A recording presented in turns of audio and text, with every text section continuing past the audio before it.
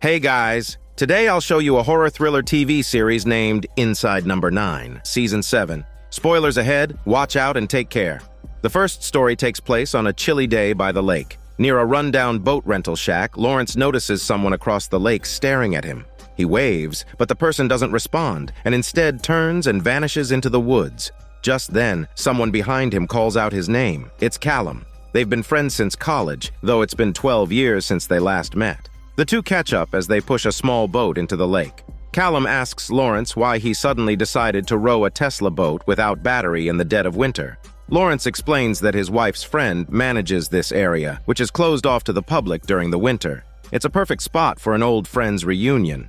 Callum asks why Lawrence's wife didn't join them. Lawrence says she'll come later and asks Callum about his own partner. It turns out Callum has a same-sex partner who studies art. As they chat, a loud voice calls out in the distance. It's another old friend, Darren. Darren wastes no time teasing Lawrence about still wearing his college scarf, and then ribs Callum for his designer clothes. Not to be outdone, Callum jokes that Darren looks like a homeless rock star. They all burst into laughter and start playfully bickering. Darren hadn't really read Lawrence's invite, so when Lawrence explains that it's just the three of them, like the old days, Darren is surprised since he was expecting a grand yacht party. Darren's new girlfriend, who tagged along, is eagerly anticipating this yacht party, leaving Darren awkwardly stuck. He signals Lawrence not to spill the truth. Lawrence is annoyed that Darren brought someone without asking, but decides to let it slide. To break the tension, Darren claims they need to take a pontoon boat to reach the main party. Everyone exchanges puzzled looks as Lawrence points out they're actually in a paddle boat. Darren, realizing his mix-up, laughs it off. The four of them climb into the paddle boat and begin rowing toward the center of the lake. The scenery is beautiful, and Lawrence jokingly quotes, "3 men in a boat, and they won't mention the dog." Darren's girlfriend thinks he's making a dig at her and gives Darren a questioning look. She likely knows about his friend's orientations and assumes Lawrence is talking about Callum. To clear things up, Callum casually says it's referring to him. The girlfriend, surprised, says she would never have guessed. They reminisce about their university days. Callum was a medical student and is now an OB/GYN director. Lawrence studied psychology, and Darren was into sports but dropped out after his second year. They laugh about the time Lawrence sent them both an email 8 years ago when he started working at their old university, only for them to admit they never read it. Lawrence fondly recalls their wild student adventures, but his friend's memories have grown hazy. It's clear that Lawrence is the sentimental one, still clinging to the past. Darren asks if Lawrence still lives in the same place with his wife. Lawrence admits, mentioning their kid has gone off to college, leaving him feeling like an empty nester. This leads to talk about Darren's 2 kids, and it's obvious he doesn't see them much, leaving him a bit down. Callum then chimes in about his summer plans to take his 2 daughters on vacation, stunning everyone since they didn't know he had kids. Callum proudly shows off pictures of his daughters, only for everyone to realize they're actually 2 small dogs. Darren's girlfriend suggests taking turns rowing, but Lawrence firmly declines, not wanting to lose their course. Callum shrugs and switches places with her anyway, frustrating Lawrence further. The awkwardness peaks when the girlfriend clumsily kicks Lawrence's bag, adding fuel to his quiet irritation. After sitting down, they continued their journey. Not long into the ride, the woman started complaining about feeling tired and sweaty, even asking if there would be a place to freshen up once they got on the yacht. Sensing the awkwardness, Darren quickly handed out snacks to distract everyone. Just then, Lawrence once again spotted the mysterious man standing on the far shore, the same one he had seen earlier. Callum then asked Darren about his current job, but his tone had a hint of condescension. Unfazed, Darren revealed that he had actually quit his job. Encouraged by his girlfriend, he sheepishly admitted that he was a children's book author now. When he described his work, it became clear to the others that his books are basically simple picture books for teaching kids words. Callum, showing little regard for Darren's feelings, bluntly remarked that such work hardly counts as writing. Darren was visibly hurt by the dismissal of his hard work. Lawrence, not wanting the argument to escalate, tried to mediate, but both of them ignored him. Darren felt that Callum's well-paid job made him oblivious to real struggles, while he himself would have made something of his life if he had graduated. Meanwhile, Callum resented how people underestimated the grueling 7 years of medical training he endured, while Darren only played sports and reviewed energy drinks for money. The tension rose, and before long the two were shoving each other. Lawrence finally snapped, saying he invited them here not to dig up old wounds, but to remember who they used to be. Callum coldly responded that college was 30 years ago and they need to move on. As if on cue, Darren's girlfriend stomped on the pedal in frustration, only to find that the boat's propeller was now tangled in lake weeds. Lawrence scolded her, but she shot back, saying she was invited to a party. Lawrence couldn't hold back any longer, telling her there is no party. This was supposed to be a reunion of 3 old friends, and she ruined it. The air grew tense, sinking to an icy silence. Suddenly, a familiar children's song broke the tension. With night falling, they couldn't just sit there indefinitely. Lawrence suggested they try asking the man on the shore for help, thinking he might be a fisherman. Darren offered to jump in and clear the weeds, but Callum, knowing the dangers of hypothermia, strongly objected. Before he could finish explaining, Darren's girlfriend blurted out that she urgently needed to use the bathroom. While she was away, the 3 men finally opened up about their disappointments in life. Lawrence shared that after graduation, he married his wife and stayed in town, eventually earning a graduate degree and becoming a professor. He confessed that they all moved on and started fresh, but he was still stuck in the past. Darren tried to cheer him up with a joke about how even Game of Thrones had a terrible ending, so he didn't really miss much. The mood took a serious turn when Callum pressed Lawrence about his earlier mention that his wife would join them later. He urged Lawrence to call her instead of waiting around. At last, Lawrence revealed that his wife had passed away a year ago and her ashes were in his backpack. That's why he was so upset when Darren's girlfriend kicked it earlier. He explained that he struggled for a long time with how to tell them and decided that he wanted to do it face to face. Since they had all witnessed his marriage, he felt it was only right that they should be there to say goodbye too. With that, Lawrence jumped into the water, clutching his wife's ashes, and swam towards a small island in the lake. His friends shouted for him to come back, but he was determined. Darkness fell, and the 3 left on the boat could only watch as Lawrence reached the island and turned on a flashlight. Darren then recalled that Lawrence had once mentioned proposing to his wife on an island. It suddenly dawned on them, this must be the place. Feeling guilty, they began reflecting on their own lives. Callum admitted he despises his job and had spent years chasing a goal he never truly understood. He even confessed that he envied Darren's carefree lifestyle. Darren, in turn, revealed a secret he had kept hidden. He didn't leave college by choice. He was expelled due to developing dyslexia. That's why he had mixed up the words for the boat earlier, leading to the joke at the start. The picture books he's been writing aren't just for kids. They're also meant for adults like him, who share the same struggles. Callum fell silent upon hearing this. Suddenly, they noticed some lights flickering on the island. Despite the cold, Lawrence had set up a small altar and was tearfully speaking to his late wife. He wanted to scatter her ashes in a way that was meaningful. By chance, his friend saw a pamphlet in his backpack and realized that Lawrence had turned her ashes into fireworks. As the fireworks exploded in the night sky, Darren and his girlfriend were moved to tears. After the display ended, the freezing temperatures finally took their toll, and Lawrence drifted into unconsciousness. Darren, unable to bear waiting any longer, decided to swim to the island to rescue his friend. Callum tried to stop him, leading to another argument.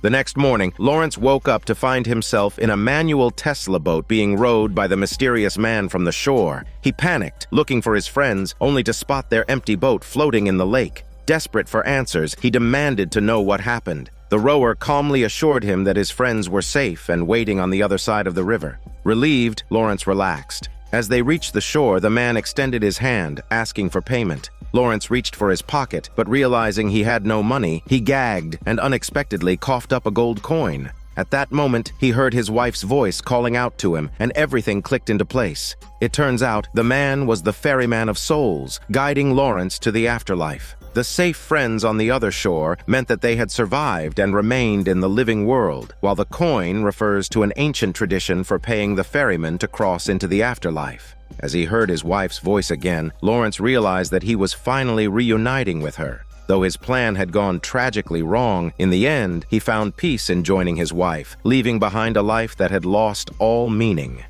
The second story begins with a new teacher, Mr. Curtis, arriving today at a rural school in Wales. The principal introduced him to the class, explaining that he had come all the way from London. Before Mr. Curtis could introduce himself, the principal pulled out a postcard. It was from the previous teacher, Mr. Kim, who had sent it while traveling. The postcard featured a scenic view of Australia. The principal called on a young girl named Sari to read Mr. Kim's love message and greetings to the whole class. Finally, it was time for Mr. Curtis to introduce himself. He started with a question, asking students what's the difference between him and Pinocchio. When the kids didn't respond, he added he was glad he whale-cummed himself to Wales. The room remained silent. The kids didn't get the pun. The principal quickly explained that it's because Pinocchio was swallowed by a whale, but the joke still didn't land. After an awkward pause, the lesson began. Mr. Curtis assigned the class a project for the upcoming end-of-term meeting. He asked them to discuss what things could impact the environment. One girl mentioned human beings.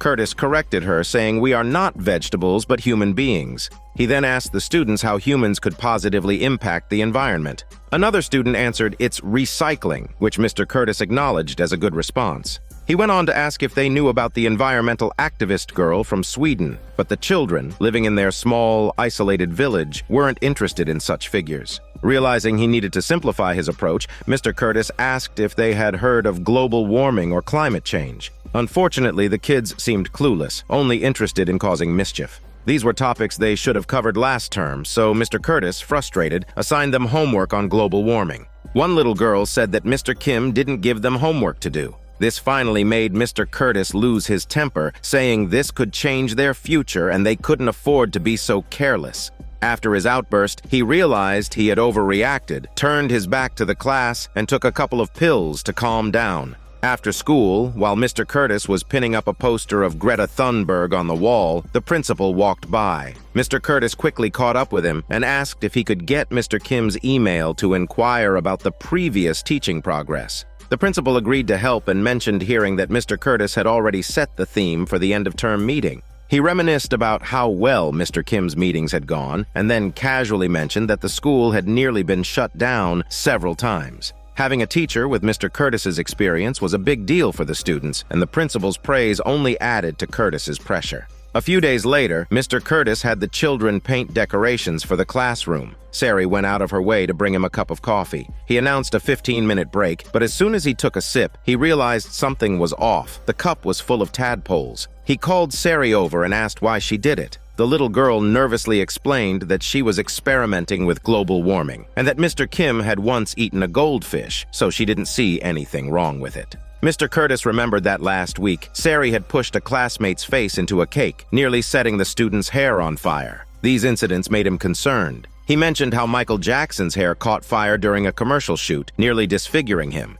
To his surprise, Sari innocently asked who Michael Jackson was. Realizing she was too young to know, Mr. Curtis changed the subject, asking if something was wrong at home. That's when Sari broke down in tears. She confessed that reading about global warming for homework had terrified her, especially the extreme actions of environmental protesters. She was scared that the world was ending, so Mr. Curtis hurried to comfort her. A few days later, while practicing a magic trick involving eating a live goldfish, the principal approached Mr. Curtis. He started by subtly inquiring about Mr. Curtis's mental state before revealing that Sari's parents had filed a complaint against him. Panicking, Mr. Curtis tried to explain that the girl had been acting strangely, even boiling tadpoles recently, which is why he had talked to her. The principal then laid out the accusations. Sari claimed that Mr. Curtis had made inappropriate and suggestive comments toward her. Mr. Curtis vehemently denied the allegations. The principal then mentioned that he had managed to calm the parents for now, and as a private school, they preferred to handle matters internally rather than involving the police. However, the principal added that Sari had made a vague description of Mr. Curtis's anatomy, suggesting a way to prove his innocence by comparing it, much like trying on Cinderella's glass slipper. Outraged, Mr. Curtis refused, but when the principal threatened to involve the teachers' union, he reluctantly agreed. Then, a bizarre scene unfolded. Curtis removed his smelly pants while the principal compared the drawing in hand. Just at that moment, the school's janitor walked in. She took in the scene without batting an eye, greeted them, and went on with her cleaning. The principal casually mentioned that the janitor is practically blind as a bat. Then, as if nothing unusual was happening, he and the janitor started chatting. After taking a crucial photo, the principal told Curtis to wait for further news and left. Embarrassed, Curtis mumbled that they were working on an art project. The janitor deadpanned that she thought the principal was just photographing his smelly ding-dong. The next day in class, Curtis noticed the children passing something around. When he confiscated it, he found it was a carrot. Seeing the kids' mischievous smirks, Curtis snapped, asking if it is because it looks like men's ding-dong. Just then, the principal entered the room with Sari, and the timing couldn't have been worse. But fortunately, the principal had good news. After a thorough investigation, Curtis had been cleared of any suspicion.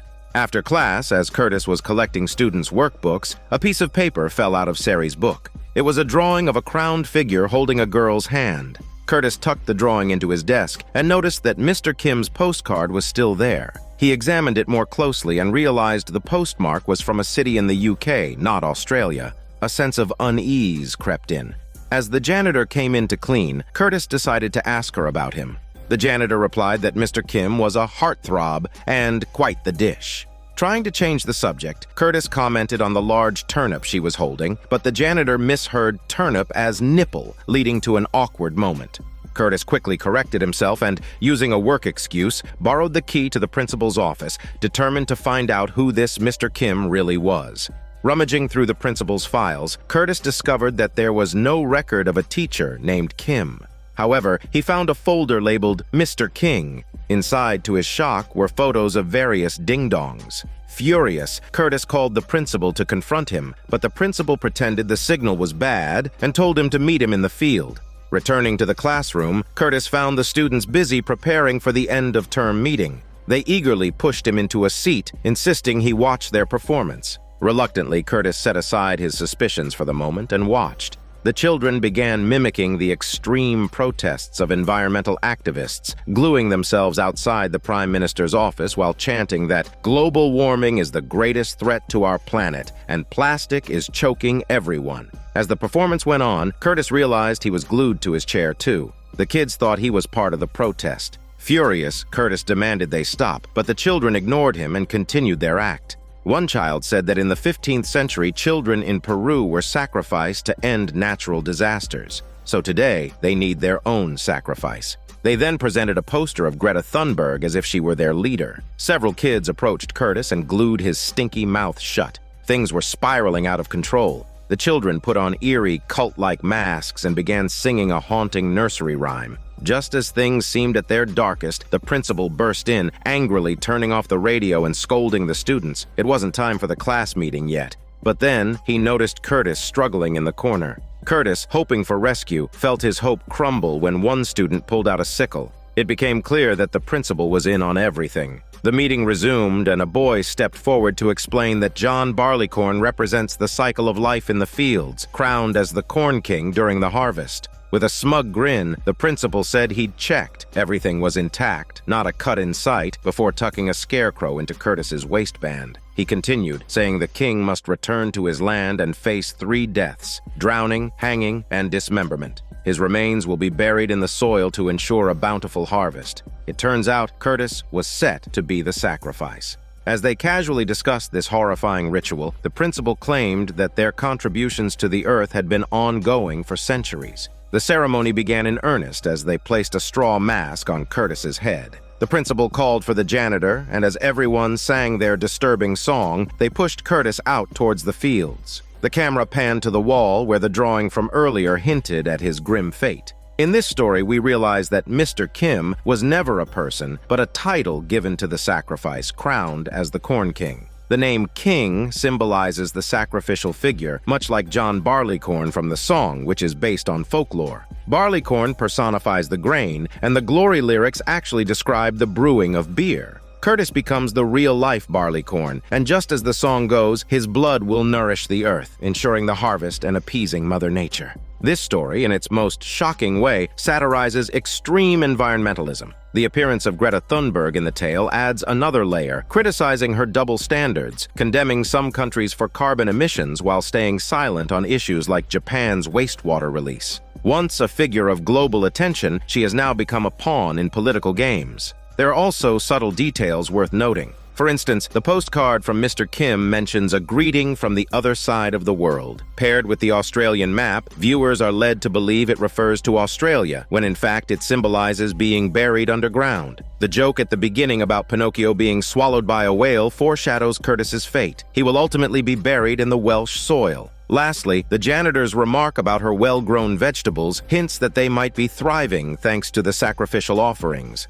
The third story begins with a woman, Katrina, suddenly jolting awake from a wet dream. She heads downstairs, hoping to calm her nerves with a snack. As the camera pans out, a man named Ezra appears behind her to flex his chubby stomach, seemingly out of nowhere. Hearing his voice, Katrina remains unfazed. It's clear Ezra is familiar with her home. He hands her a spoon and their conversation reveals that Katrina is a struggling police officer, now divorced and living alone. Her nickname, 9 Lives Cat, hints at her reputation for being a capable detective despite her troubled personal life. They move to another room covered in clues from a child abduction case she's investigating. They begin analyzing the case, with Katrina suspecting the stepfather of the missing child as the primary suspect. Ezra listens quietly, neither agreeing nor disagreeing. Katrina mentions that she has arranged a press conference that afternoon to observe the stepfather's reaction. She's determined to crack the case, no matter the cost. After discussing the case, Katrina goes upstairs to check on her sleeping child. She starts reminiscing about when the child was younger, but then she hears a strange noise coming from the closet.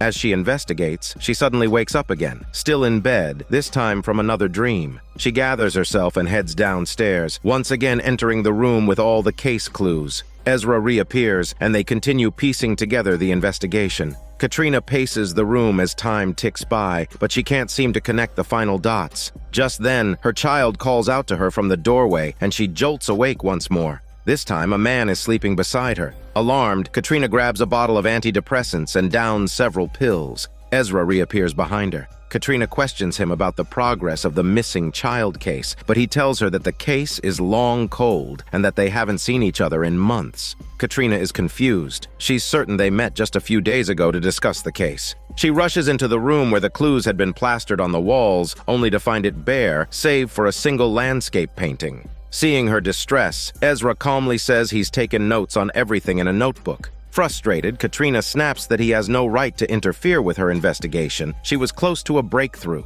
At this point, the man who had been in bed with her, a fellow officer called Bull, comes downstairs, casually mentioning their complicated love-hate relationship. His incessant chatter irritates Katrina, and Ezra seizes the moment to send Officer Bull off on a pointless errand. Ezra then cryptically comments that Officer Bull is an interesting guy, though a bit of a loner. Katrina brushes off the topic, asserting her control over the investigation and vowing to see it through to the end. Their conversation is interrupted when Officer Bull shouts from outside that he can't find the tea.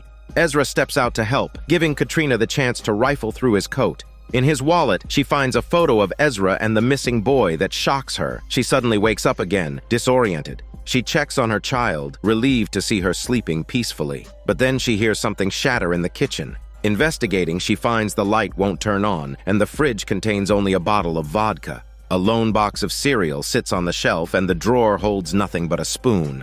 As she opens the top cabinet, her cat unexpectedly jumps out. Ezra reappears, spouting cryptic phrases. Finally, Katrina can't take it anymore and demands to know why he is always here since she has never given him a key. She then presses him again about the missing child case, suspecting he's hiding something. He vaguely responds that he's tried everything but to no avail. They move to another room, where Officer Bull is already there, organizing the case files. Katrina is furious to find him reviewing her investigation notes without her permission. She angrily orders him to leave immediately. Here comes the twist. Ezra reveals that this isn't Katrina's house. He's actually a writer, and his books are bestsellers. He hands Katrina a detective novel titled Little Black Lies, authored by Ezra. He goes on to explain that after his first book's success, his publisher pushed him to write more detective stories. Struggling with writer's block, one day he suddenly had the idea for a story titled 9 Lives Cat. Following that thread, he drafted a plot involving a child abduction to test whether the characters felt believable. Katrina, puzzled, asks if she's the inspiration for the character. The man responds that she is the character he created. That's when it hits us. Katrina's fragmented life has all been scenes written by this man. After realizing that the storyline was too cliched, he shelved the draft, tucking it away in the bottom drawer. Every time he appears in Katrina's home, it's actually a moment when he's attempting to revisit the story. Katrina refuses to accept this bizarre reality, finding it too absurd. But then the man delivers a blow that shatters her completely when Katrina asks about her daughter. The man responds by asking Katrina if she even remembers her daughter's name. Katrina stumbles, she can't recall it at all. Of course she can't, because Ezra never named the child. It was merely a rough draft, an undeveloped concept. After all, what kind of real home has nothing but a single bottle of alcohol, a box of cereal, and a spoon? Devastated, Katrina runs upstairs to her daughter's room, desperate to prove it's not true. But when she tries to wake the sleeping child, she turns over only to find a featureless, unformed figure, just a body with no details. Katrina wakes up again, this time finding Ezra and Officer Bull standing by her bed. Ezra admits he hit a creative wall and tried mixing Katrina's and Officer Bull's characters to see what dynamic would emerge. However, the publishers preferred Officer Bull's character, so the next 3 books would focus on him instead. This means 9 Lives Cat would be left in the drawer, collecting dust for a long time. Katrina is devastated and, clutching at straws, asks about the photo she found in Ezra's wallet, asking if the missing boy is his son. Ezra denies it, saying it's just an image he used as a visual aid while writing. The conversation ends and Katrina's story is shelved indefinitely. Some time passes. The first book featuring Officer Bull has been published, and it's doing well. Ezra answers a call from his agent, who tells him the novel is being adapted into a TV series. During the call, Officer Bull keeps appearing in Ezra's mind, arguing with him over casting choices for the lead role. After hanging up, Ezra continues working, with Officer Bull consistently offering brilliant plot suggestions during critical moments.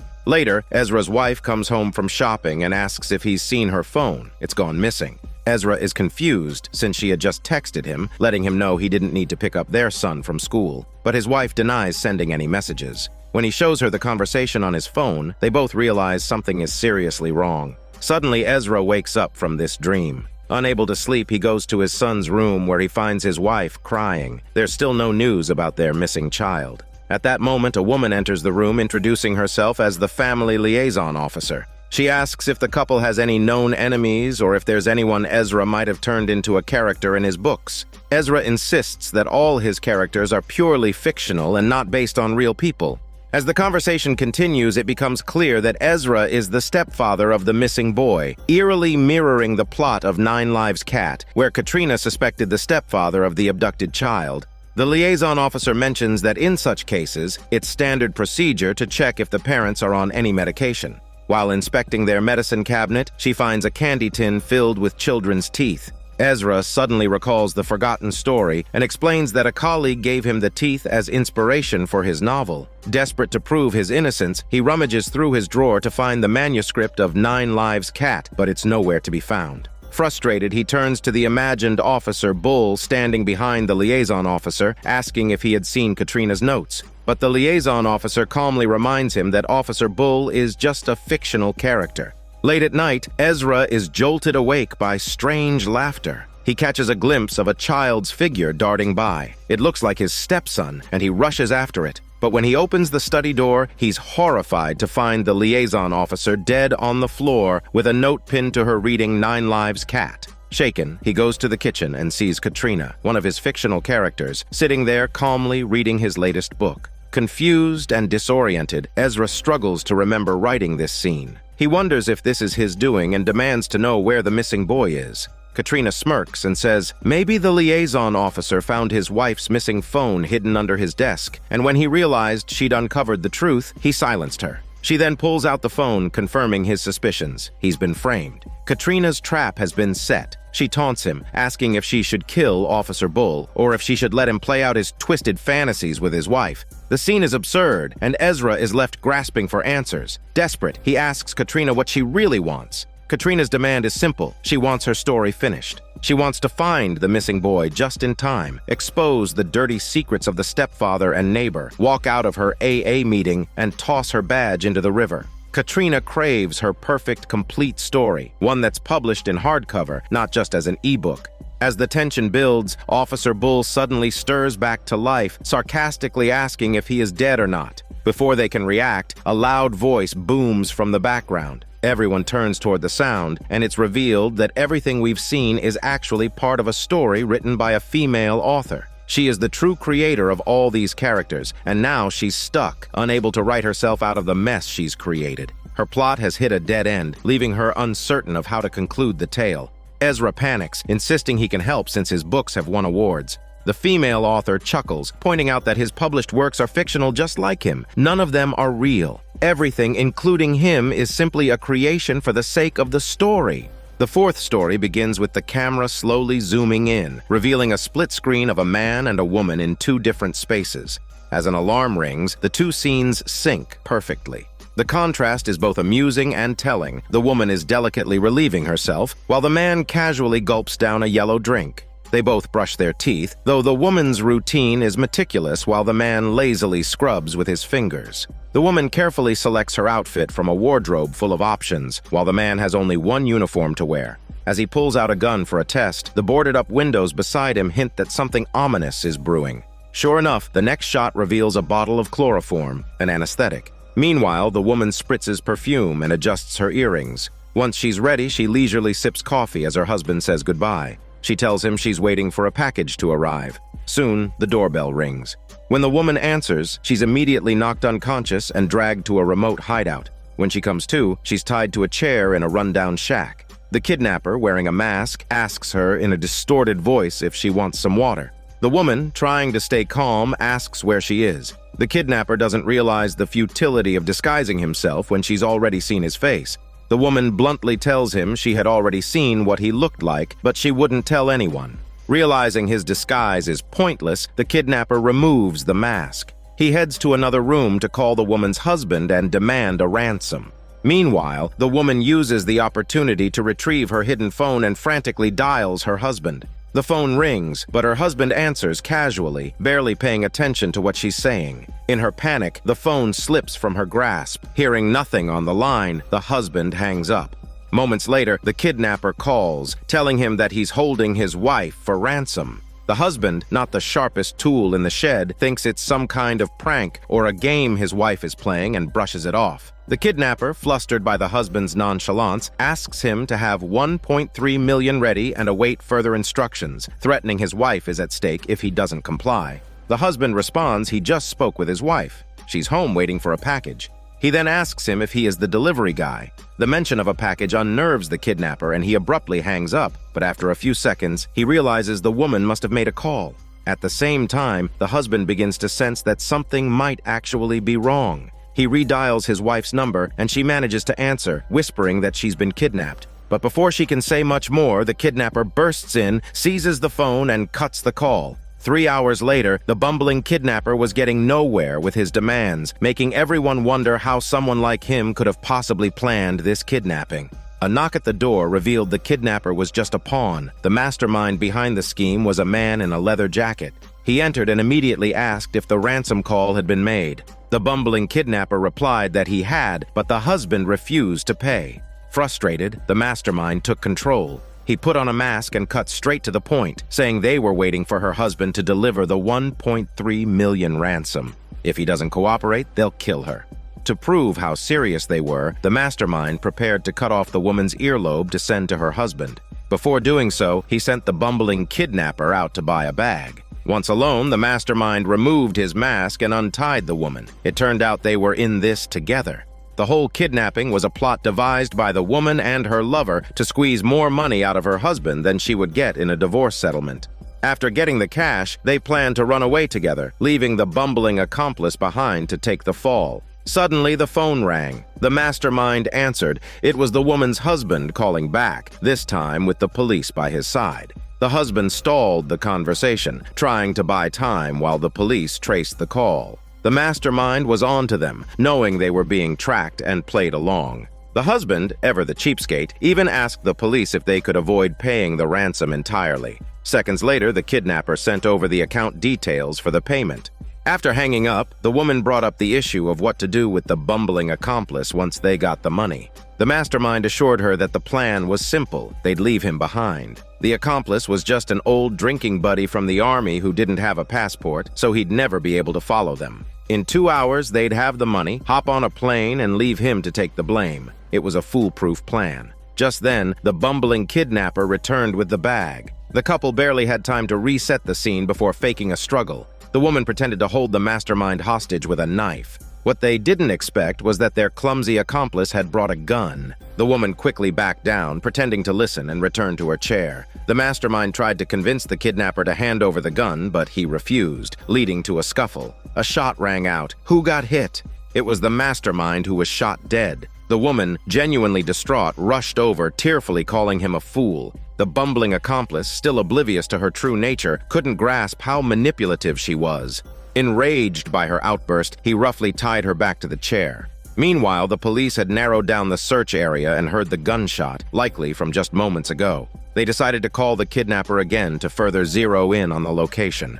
When the call connected, the husband asked if his wife was still alive. The bumbling kidnapper, now desperate, told him to have the money ready and then hung up. Realizing his partner was dead and with the husband still dragging his feet, he decided to go through with cutting off the woman's earlobe to send a stronger message, causing the woman to explain that she and the mastermind were lovers and this kidnapping is all they're doing. However, the kidnapper doesn't believe her smelly bullshit and insists on cutting off her earlobe. Shortly after, the husband received the recording and the severed earlobe. The police asked him to identify it, and he recognized the earring as a Christmas gift his assistant had helped him pick out. The police then informed him that the kidnapper had requested a face-to-face meeting at the drop site within 20 minutes to complete the bank transfer. The police suited up the husband with a bulletproof vest and a communication earpiece, instructing him to use the code word if he was in immediate danger, at which point they'd storm the location. When the husband entered the hideout, his behavior was infuriatingly absurd. Even in this critical situation, he tried haggling with the kidnapper, arguing that since his wife's ear had been cut, she was now damaged goods, and the ransom should be reduced to $850,000.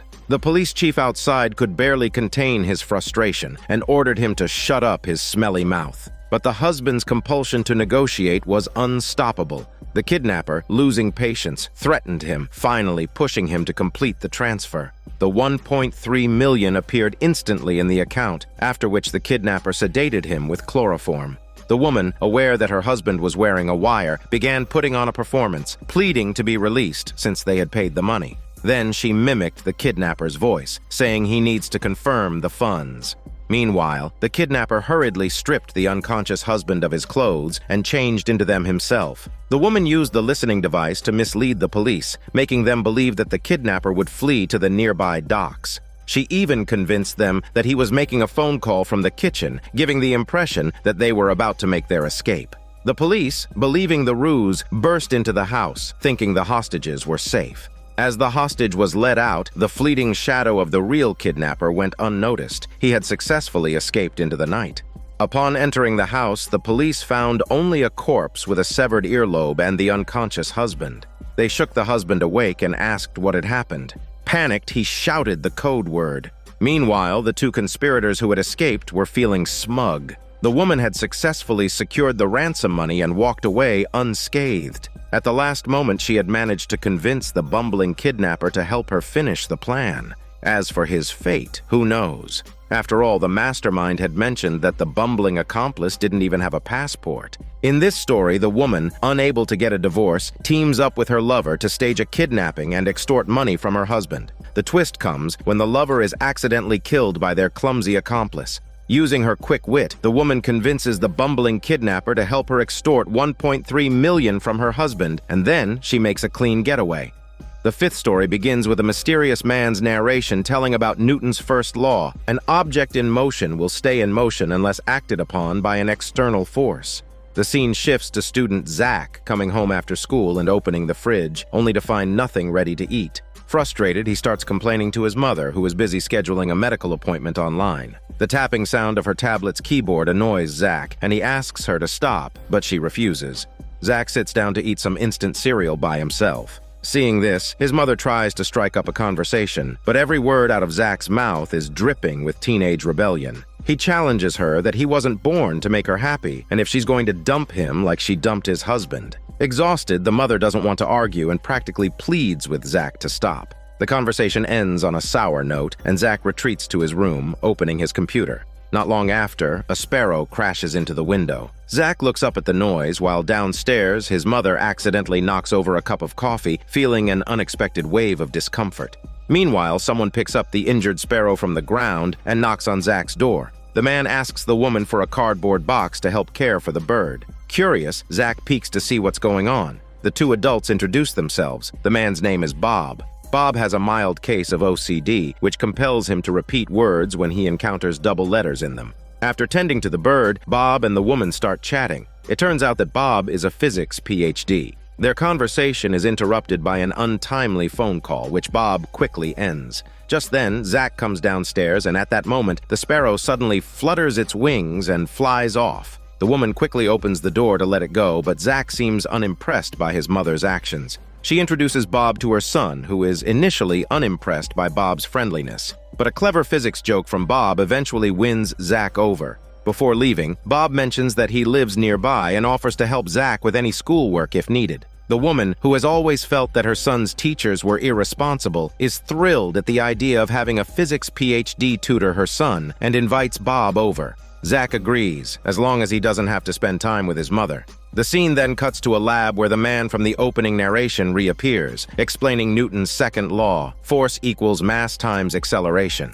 As promised, Bob begins tutoring Zach. He praises Zach for his excellent grades, and while marking his homework, Bob casually writes down the year 62. Zach jokes, asking if that's his birth year. They discuss Newton's second law, and Bob asks Zach about the forces acting on him right now. Zach replies with gravity, the Coriolis force, and him. Bob laughs, saying the greater the force, the further he'll go. The two get along well, and Bob takes the opportunity to have a deeper conversation. Noticing Zach's tattoo, he asks why he got it. Zach explains that it was meant to annoy his mother, but she didn't even notice it. He feels that she doesn't care about him at all. Bob then asks about Zach's father, and Zach explains that his father moved to Singapore and started a new family. It's clear that Zach harbors deep resentment toward his mother. Bob tries to say something comforting, but is interrupted by the mother calling them to dinner. At the dinner table, Bob assigns Zach some homework to research the weights of horses and jockeys and use physics to predict a winner. The mother expresses skepticism about gambling, but Bob quips that if one knows who will win, it's not really gambling. With a little whine, the mother asks Bob why he repeats letters with double consonants when he speaks. Zach is irritated that his mother is prying into someone's personal life, but Bob doesn't mind. He explains that his work in physics requires him to focus intensely on finding patterns, and this habit likely developed as a result of that. Zach's mother says she understands, likening it to how she needs to hear the sound of her keyboard when typing to feel at ease. Zach loses his temper again, perhaps feeling that his mother shouldn't be criticizing him in front of others. Teenagers are hard to figure out. Zach left angrily, leaving two adults behind. Bob tried to comfort her, saying all kids at this age are like this, and he was no different. The woman felt helpless. She was going through menopause, and her child was in adolescence. The constant clashes were inevitable. Seeing her attempt to make peace, Bob quickly made an excuse and left. The scene shifts back to the lab where the narration man explains Newton's third law, the law of action and reaction. The woman noticed a bird outside the window and remembered the box. Bending down to pick it up, she discovered that the barcode numbers matched Bob's name. She realized the man had lied, but couldn't understand why. Just as she was pondering, the phone rang. The test results were in, and they weren't good. The hospital wanted her to come in immediately. Shocked, she didn't even notice when her son returned. Excitedly, he mentioned Bob winning big on horse races and offering to fund his college. The mother snapped back, tore up the box, and told her son to stay away from Bob, explaining only that he was just a stranger who appeared at their door. The boy, seeing his mother's sudden change in attitude, angrily argued, even threatening to go to Singapore to find his father. The mother bitterly smiled, saying that this father had long been absent. In a moment of frustration, she slapped him. Guilt-ridden, she watched him storm upstairs and then left for the hospital. That night, Bob arrived with flowers and the winnings. Zach told him his mother forbade taking the money. Bob asked if they had fought, offering yellow roses, his mother's favorite. Zach questioned if he was spying on them, but Bob didn't answer, to which Zach angrily smashed the flowers. Bob followed him upstairs, leaving his briefcase under the bed. He tried to connect with the boy, talking about the Doppler effect, comparing it to time, slow when you're young, but slipping away as you age. Zach seemed to listen, and Bob asked if he could go back 40 years, what he would tell himself. As Zach struggled to understand, Bob revealed the truth. In the future, they mastered gravitational waves and created time travel. He was the future Zach from 40 years ahead. The 62 inches he had written referred to the year 2062.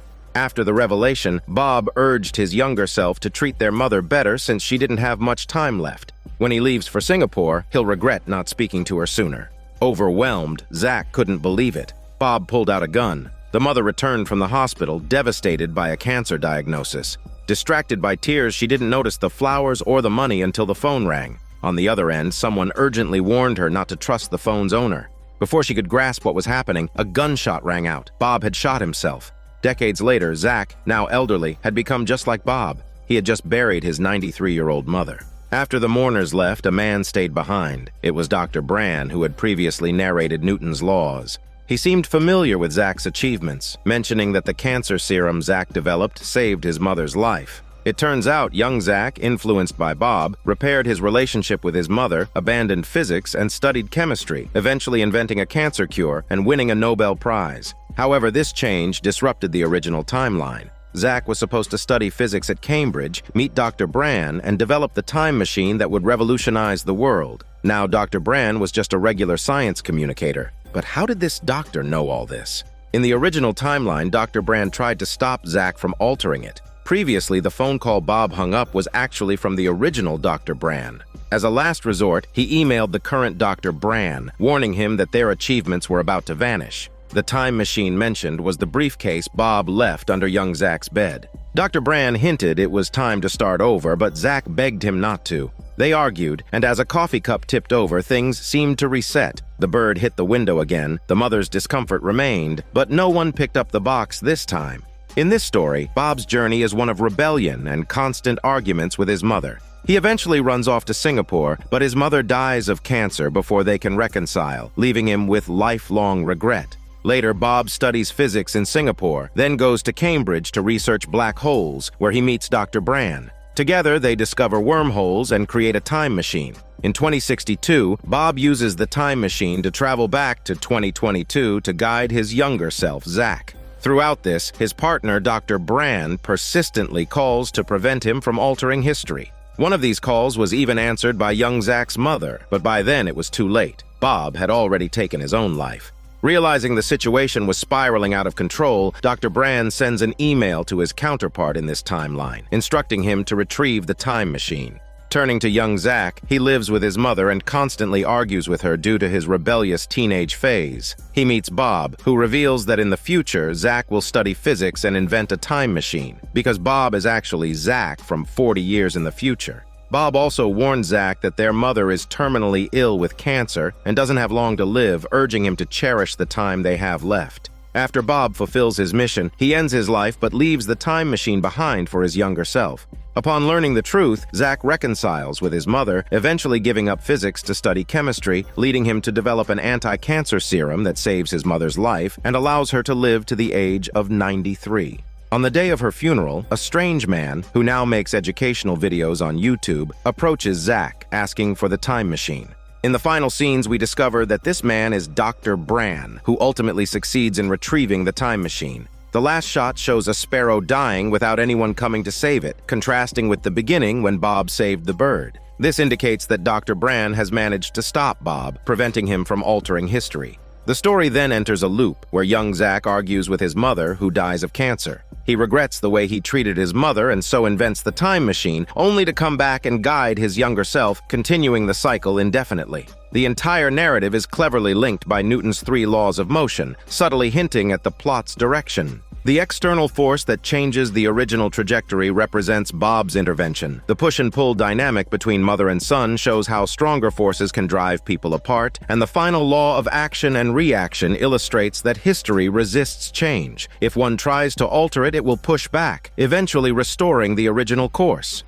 The 6th story begins with a bizarre old cartoon where a kite gets stuck on a power line, and a boy tries to retrieve it for his sister. Just as he's about to climb up, a wise owl swoops in and warns the children of the danger. The owl then asks its wind friends to return the girl's kite, advising the girl to stay away from the current. The scene cuts to reality, where a mushroom-haired man cautiously peeks out of an old house's window before heading back inside. He begins preparing something, filling a bathtub, setting up wires, and placing a radio nearby. The mushroom-haired man, now fully dressed, steps into the water, seemingly ready to end his life in a romantic style. But suddenly, the radio switches from music to the voice of the owl from the cartoon. Just as the man looks confused, the doorbell rings, interrupting his suicide attempt. The man walks to the door but doesn't respond or open it. Seeing a shadow through the frosted glass, he hears someone introducing themselves as a neighbor sent by a friend. The visitor explains that his daughter's pet rabbit was accidentally killed by a cleaner who overfed it chocolate, and he wants to get it stuffed to spare his daughter the pain of dealing with death. The mushroom-haired man inside remains silent, turning away and muttering to himself that he shouldn't talk to strangers. The visitor, puzzled, crouches by the mail slot and continues asking if the rabbit can at least be preserved. He mentions that he's not ready to discuss death with his daughter. Upon hearing this, the mushroom-haired man suddenly opens the door, perhaps moved by the desire to shield the child from confronting death too soon. After agreeing to help, the mushroom-haired man places the rabbit's body on a table and then returns to the room where he was preparing for suicide. The house is filled with taxidermy specimens, and as he approaches the bathtub, a feather floats down, accompanied by the sound of birds flying overhead. The scene then shifts back to the eerie cartoon. By the sea, a mother and daughter go boating, leaving the boy alone. As he plays, a strange man appears and invites him to see some starfish. The boy is about to agree when the wise owl reappears, warning him that even though the stranger seems kind, he could have bad intentions. The boy with the same mushroom hair repeats the owl's lesson, "Don't talk to strangers," echoing the same lines the mushroom-haired man muttered earlier. Returning to reality, the mushroom-haired man collects all the knives in his house, but hesitates and leaves a bread knife behind. He unplugs every electrical device and unscrews all the light bulbs.